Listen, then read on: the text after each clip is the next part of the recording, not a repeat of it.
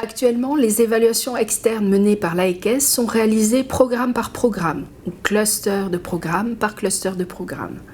Aux côtés de critères pédagogiques de pertinence, cohérence, efficacité et équité du ou des programmes, on évalue les aspects du système qualité, mais aussi de la gouvernance qui concernent directement le programme ou le cluster de programme. En priorité, on s'intéresse à ce qui est réalisé au niveau du programme, que ce soit géré par le programme, géré par l'entité ou géré par l'établissement. Une autre approche, plus systémique, pourrait consister à concentrer l'évaluation au niveau de l'entité et ou de l'établissement. Dans ce type d'approche, dite approche institutionnelle, l'évaluation externe peut également s'intéresser à un échantillon de programmes. Pour autant, n'oublions pas qu'assurer la qualité de l'enseignement est une responsabilité de l'établissement. Par conséquent, dans une approche institutionnelle, les évaluations qui ne sont pas faites par l'agence qualité doivent être réalisées ou organisées par l'établissement, seul ou en partenariat. Une autre question peut se poser car l'activité des établissements d'enseignement supérieur ne se limite pas à l'enseignement relatif au diplôme de brevet d'enseignement supérieur, de bachelier ou de master.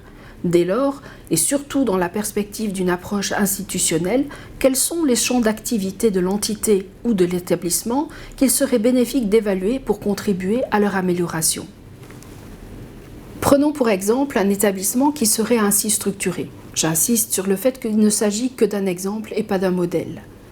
La méthodologie d'évaluation de programme actuelle se centre sur les éléments suivants.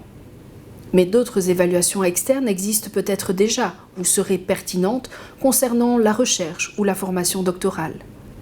Par ailleurs, une approche institutionnelle pourrait se focaliser sur ce qui a trait à l'enseignement ou avoir un regard sur le pilotage de l'ensemble des activités de l'établissement. Il s'agit bien ici d'un exemple de structure et de différentes variantes quant aux champs d'activité qui font l'objet d'évaluations externes. L'agence s'interroge et vous interroge quant à de possibles évolutions méthodologiques. Dans le rapport qui accompagne cette consultation, les modalités et conditions de réalisation de 4 scénarios, 2 de type évaluation programme et 2 de type évaluation institutionnelle, sont envisagés et leurs avantages et inconvénients sont discutés. D'autres scénarios sont possibles et la question clé est celle de l'adéquation avec ce qui existe actuellement et pourrait être développé dans vos établissements. C'est pourquoi vos avis en la matière sont importants.